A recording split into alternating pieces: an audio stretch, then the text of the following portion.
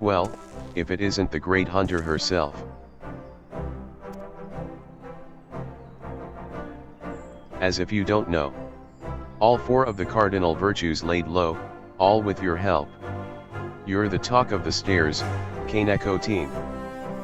When the knight returned to Lakeland, we knew in our hearts that change was on the horizon. But never did I dare hope that you might help rid us of those terrible fiends. You've surpassed my wildest expectations.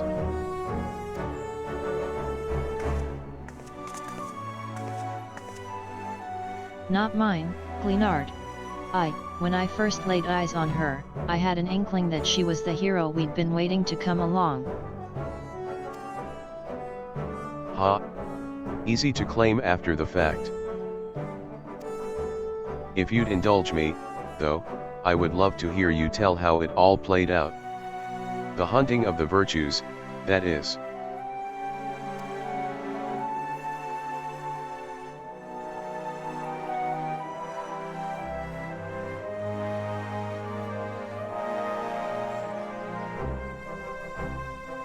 My word, there's so much more to it than I realized. And there I thought you'd only had to track down the bloody things. Gods, though, the things you learned about the warriors of light, so many secrets and details lost over time. And for all their hard work and sacrifice, they somehow brought about the flood. Can't say I understand it at all, but it's a bloody tragedy, it is. We should gather the others and toast their memories. Heroes of Eld, brave and true, to be remembered forevermore. Now, I'll thank you not to let your bleeding heart drive you to offer up a fortnight's stock of spirits. Attend to your other customers and let me speak with the hero of here and now. Whatever would I do without your good sense and wisdom? Very well, I'll leave you to entertain her, but don't think we won't be having that drink someday.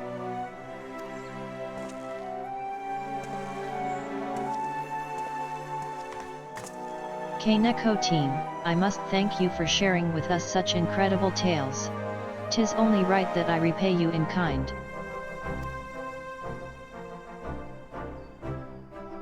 With the ending, that is.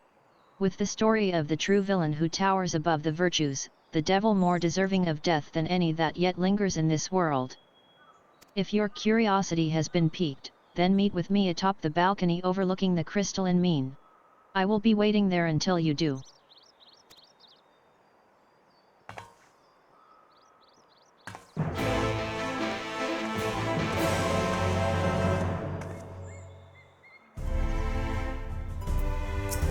Where is Syella when I need her? Running off on a personal matter when we're busier than ever. Bah.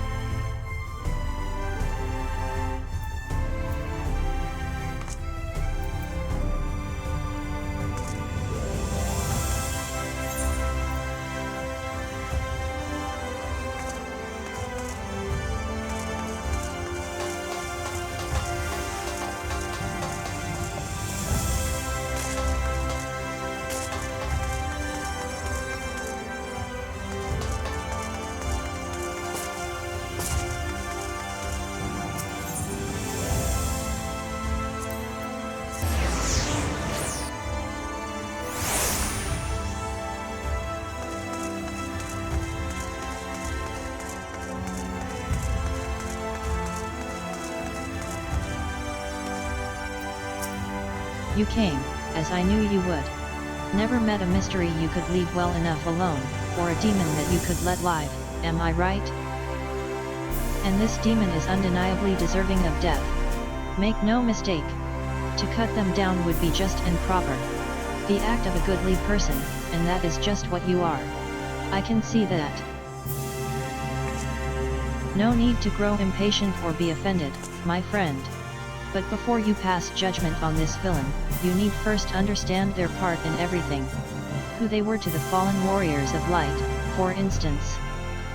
Of course, right about now you must be wondering how I know what I know, what a tavern wench of all people has got to do with any of this. Let me tell you, then, I am the one who brought together the virtue hunters. I am the one who marked you as a potential ally to them and bade you join them in their quests. I alone knew what had to be done, and what sort of sinner would be needed to see this tale of tragedy and betrayal brought to an end. But come, we have many malms ahead of us still. To Kolozia and the Codger's Crook. I will go on ahead and wait for you there.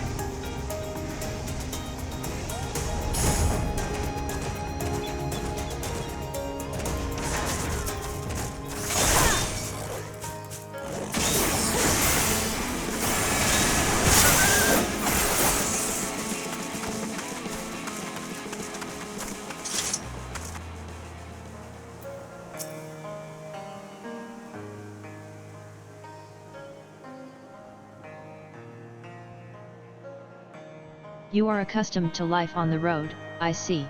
As am I. Do you recognize this place? I thought you might. Here is where it began, where Ardbird first met Lamit.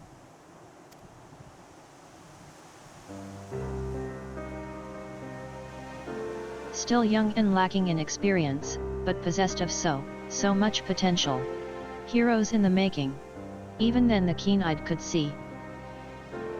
They would only fulfill that promise much later, though. After joining with their other dear companions, Brandon and Rendere.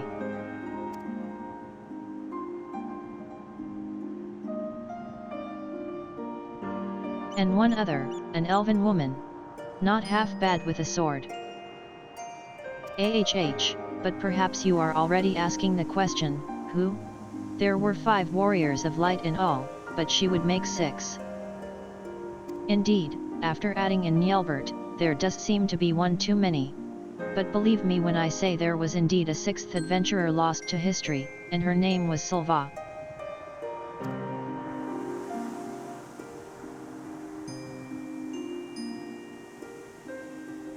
Though I doubt I need convince you of this truth. When you walked in the Virtue's memories, you saw her time and time again, did you not? Then you saw the true villain, the traitor responsible for all their woes. Let us continue the story elsewhere. To Amharing and the Fields of Amber.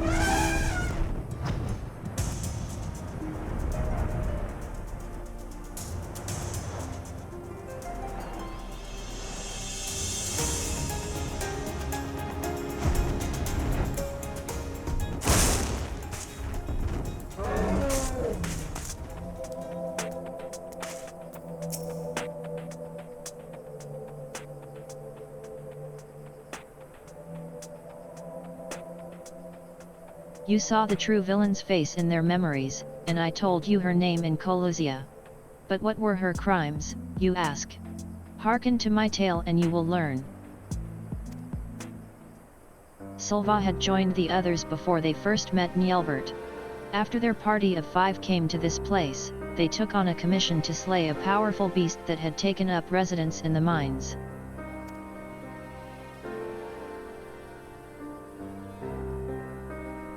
Said beast was believed to be the instigator of ever more terrible tremors, and so time was of the essence. But during their hurried search, they crossed paths with their future companion, then a competitor aiming to usurp their prize. After another tremor triggered by the beast trapped them all underground, they had no choice but to work together to lay it low. But to their dismay, even after its death, the earth continued to shudder violently.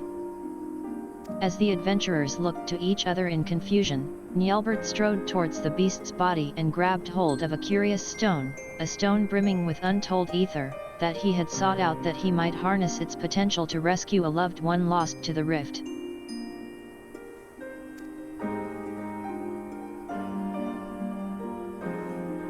But so powerful was the stone that it warped the flow of the life stream. Its very existence was a threat. And so, when faced with the choice between one life and countless others, Nielbert wept, and shattered the stone. He had held his comrade's salvation in his hand and cast it aside for the greater good. For his sacrifice, he was judged a hero, and in that instant, a warrior of light was born.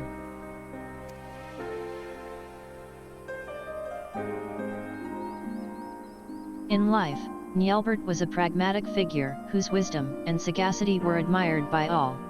Little wonder that in death he would retain his virtue.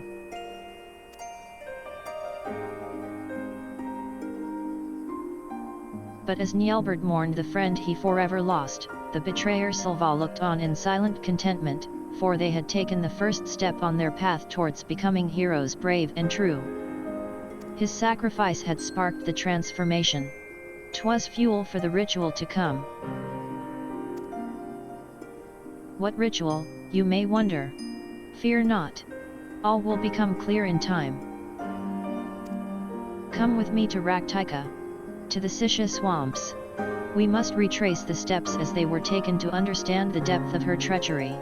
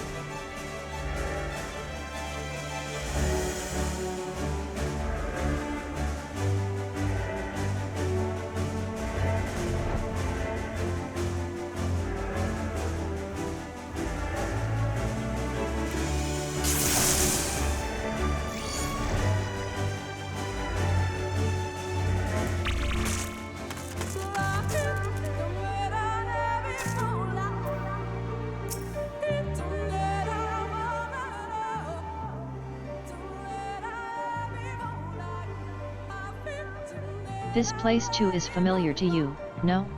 From days recent and long since past. After the events in Amherst, Ardbert and his comrades grew in fame, spurring others to entreat their aid. The adventurers sought out greater and greater challenges, and in pursuit of another they came to Raktika.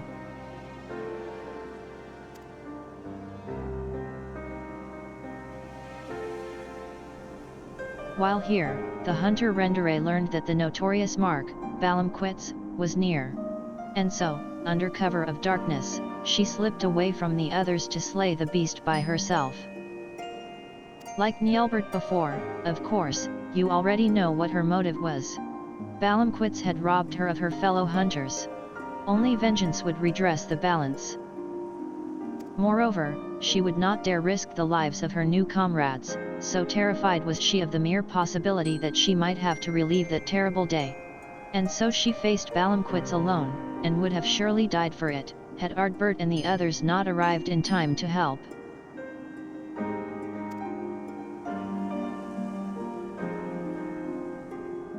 Like Nielbert before, of course, you already know what happened next. For her love, her conviction, and her resolve was she chosen by Hydaelyn, And from that day forward, Rendere swore never again to betray her comrades' trust, to share with them the triumphs and the tragedies, to relinquish the freedom she had once held in the highest.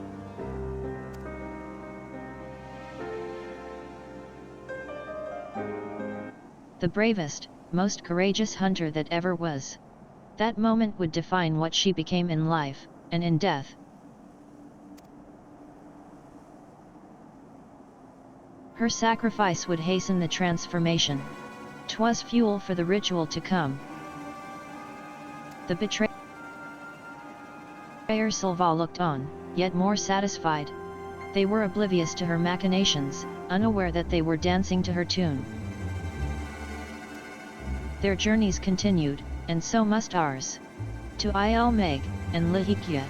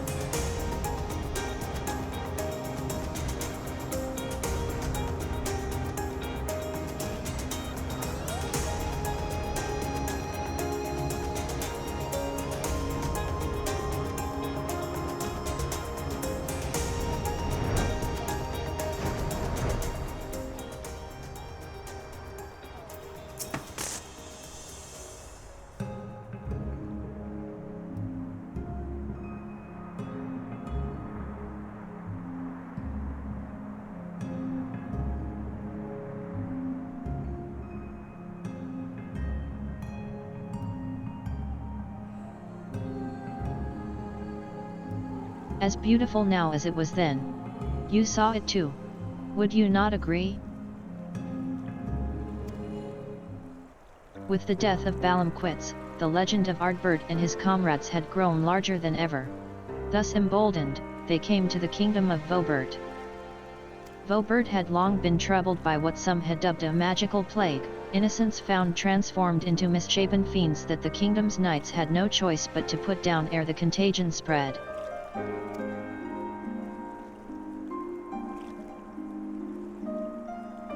Brandon had been one such knight. In his youth, he had served the Princess Saldia faithfully, only to be cast out for a single mistake. Thus did he take to the road where he met Ardbert and the others. Having grown stronger and wiser and more respected, Brandon felt it was time to return and redeem himself, and with the aid of his comrades he did just that. Tadric, the court mage, was unmasked as the mastermind of Vobert's misery, and by disgraced knight's blade was he brought to justice.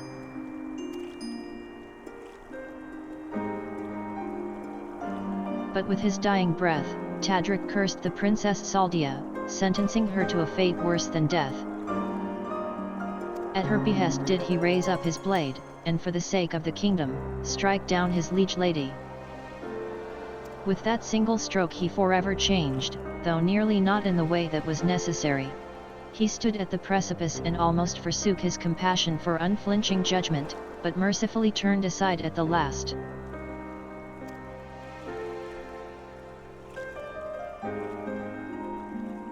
Thus did he find and embrace true justice, that which weighs law and heart together and strives for the greater good. 'Tis a long, difficult road from which many stray, settling for simpler moralities. But I would expect no less of the man who became K'nekotein.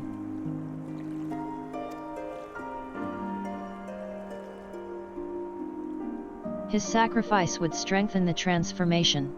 'Twas fuel for the ritual to come. As her companions grew ever more powerful, so too did the betrayer Sylva. Bit by bit, they brought her closer to her goal. But it was not yet finished. To Colossia they returned, and so must we. Tamra and the next chapter of our tale await.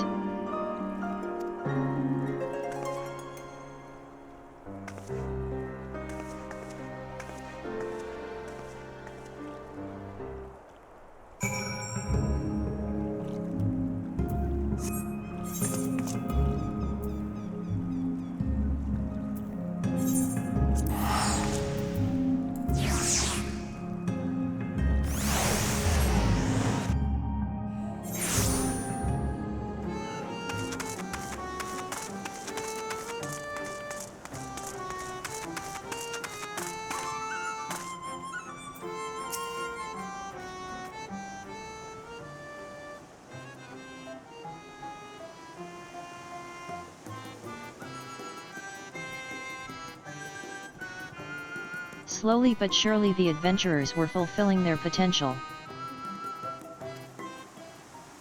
Word of their deeds in Vobert spread like wildfire, and their legend grew ever larger. But for all their success, the fledgling heroes would be forced to endure more hardship and welcome more sacrifice.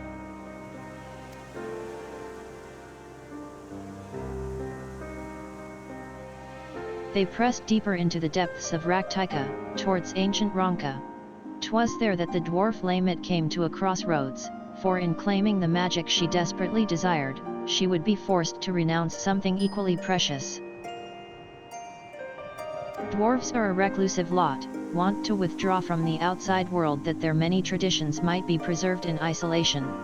When the stone blight began to spread, they chose to lock away the afflicted and refused to seek outside help.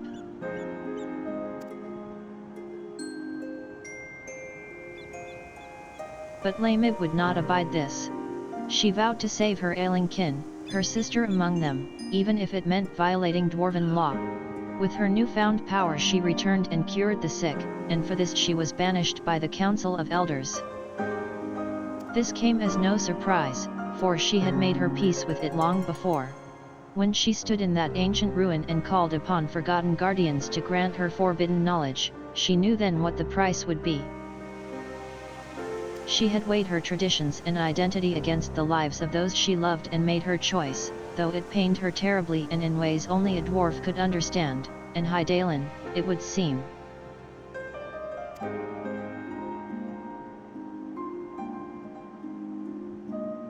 Through hardship and sacrifice was a new warrior of light forged.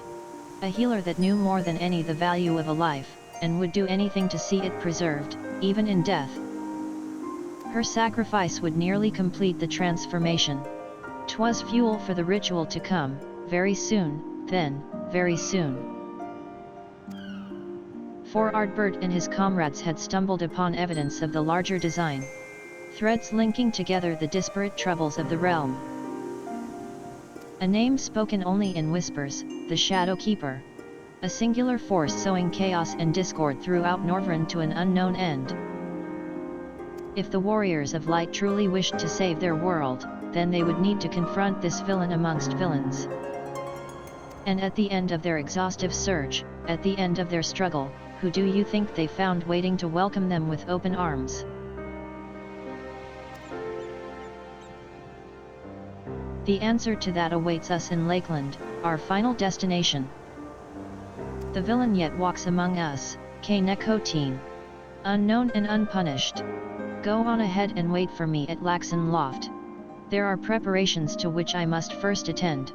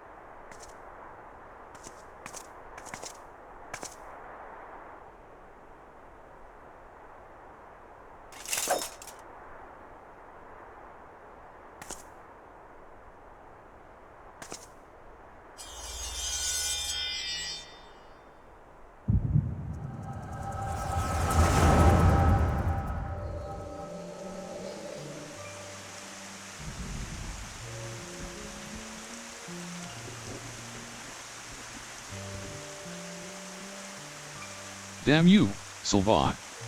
We were comrades in arms. Friends. That we were and that we are. Everything I said, everything I felt, it was all true. You mean the world to me. You're the bloody Shadowkeeper. What in the hells was this for?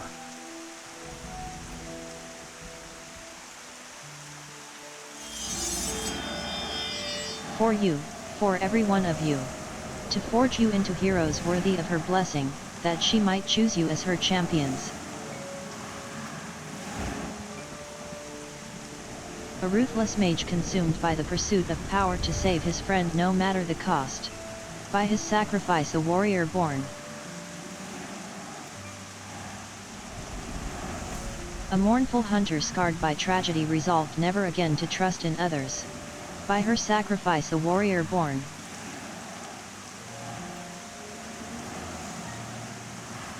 A disgraced knight who yearned to steal his heart in justice's name. By his sacrifice a warrior born.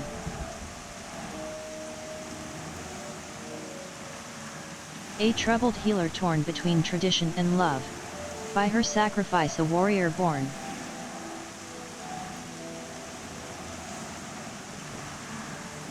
And their leader, an adventurer with a heart overflowing with love for his dearest comrades, who must now bring his axe to bear against his own.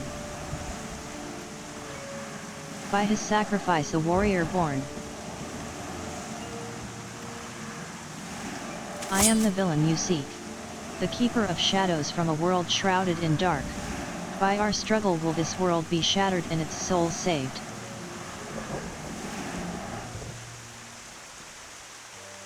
Sylvain.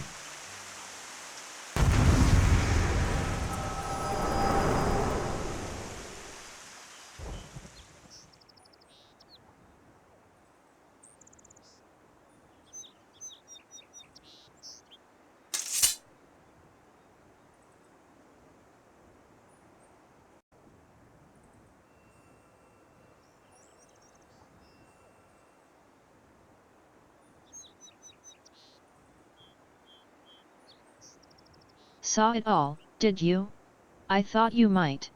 Mother's gift has a knack for showing us exactly what we need to see, if not what we want to, or when.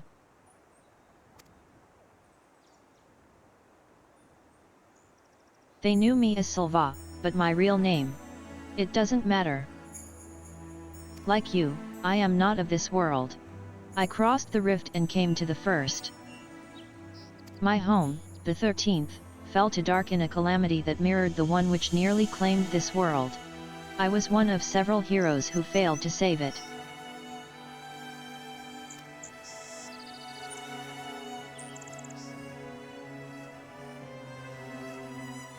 The boy, K'nekotein, I have glimpsed him in your memories.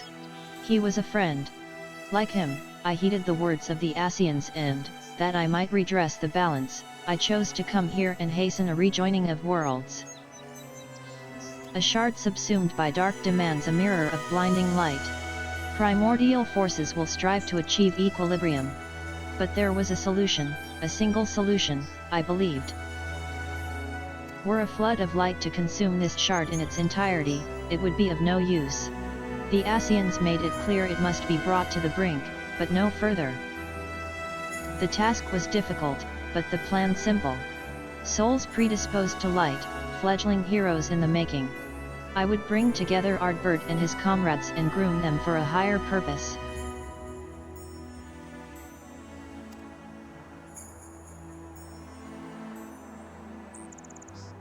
I would play the part of comrade and guide their course, all the while laboring in secret to pit stronger and stronger enemies against them, until finally, once they were warriors of light brave and true, I would reveal myself as a warrior of darkness and extinguish their radiance forever.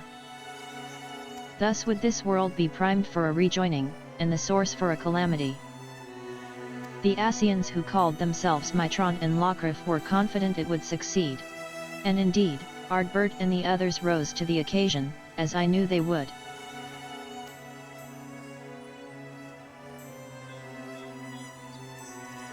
It was not to be. I had misjudged Ardbert. His comrades before him had made their sacrifices in turn, and as their mirror I had grown stronger for it. Had he but embraced his role and struck me down, victory would have been mine. But Ardbert, dear Ardbert, would not forsake his heart. In the end, he chose mercy. He chose love, and I was undone.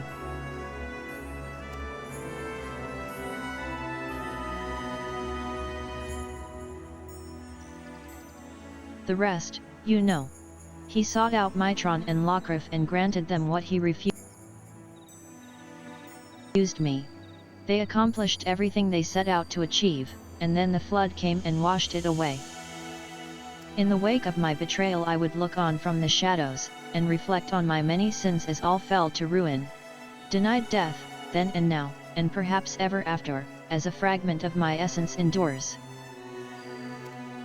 But then, one day years ago, my fallen comrades rose again as the cardinal virtues. It coincided with the arrival of the first scions, I later realized. A defense against the forces being marshaled to undo my failure. I can but assume the Ascians planted the idea in Vothri's head. They were his creations, after all, and with their graves in Yulmaran territory, it was doubtless a simple matter to have their bodies exhumed and prepared. Who am I to speak, you may think when I say this, but, when I saw these abominations he had wrought in their image, I was filled with such despair. Such anger. I cannot unwrite the past. My soul is stained with blackest sin, and I will not pretend that it can ever be otherwise. But this act, this I could not ignore. If the Ascians were going to such lengths, then surely others would cross the rift in due time. And so I hatched a plan. I would assume the guise of Ciela, and as her take up residence in the Crystarium, where I would take measures to bring together the most ambitious of adventurers, individuals driven by more than mere coin. Virtue hunters. That way, when the enemy the Ascians feared more than any came to the first, the stage would be set. They would join in the hunters' quests, and together unmake Vothri's simulacra and lay their souls to rest once more. And so you did, K'nekotein. The virtues are no more. But the one ultimately responsible for their creation, the devil who set them on their doomed path, lingers still. You know all there is to know of the heroes who saved this world. The truth I kept hidden in the shadows is yours, and there are no more secrets to share. And so I ask you now to grant me that which Ardbert could not. Death.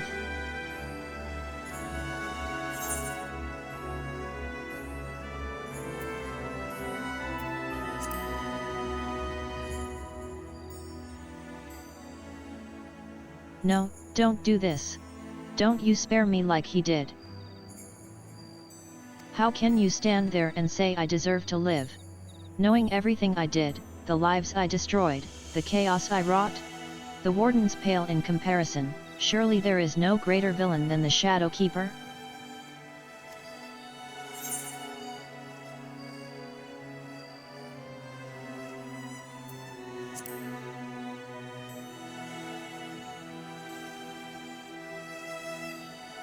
I should have expected a hero would say something like that.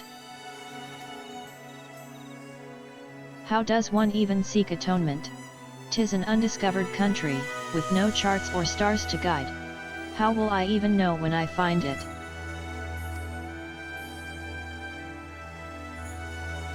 Perhaps I may yet find purpose in preserving my comrades' legacy. In helping others to understand the sacrifices that made them true heroes. For now, I shall return to the Crystarium and continue to assist Glynard, while spreading the forgotten tales of the warriors of light. You would have been good friends, you and Ardbert. In another life. Maybe you and I as well.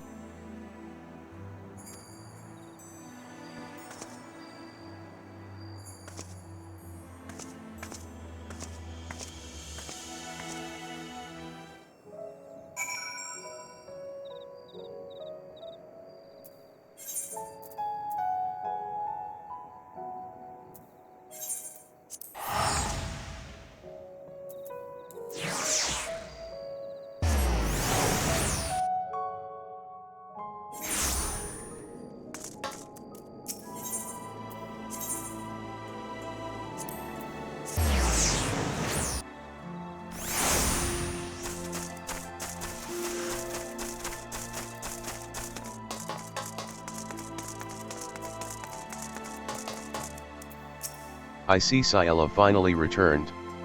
She seems a bit more, how should I put it, at ease. You wouldn't happen to know anything about that, would you?